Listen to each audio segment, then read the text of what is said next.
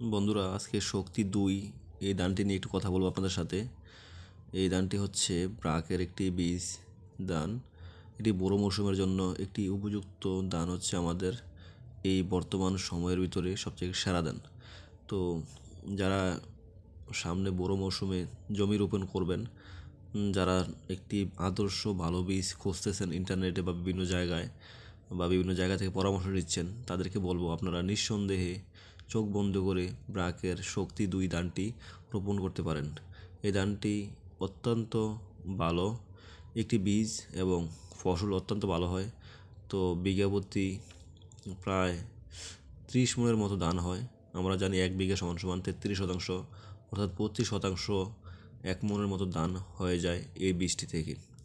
তো এই বীজটি আমাদের আবহাওয়া এবং জলবায়ুর ক্ষেত্রে অত্যন্ত উপকারী।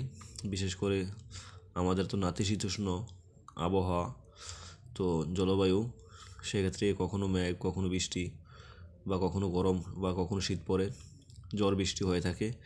তো বিভিন্ন সময় বিভিন্ন ধরনের আবহাওয়ার কারণে আমাদের ধানে ব্লাস্ট রোগ হয়।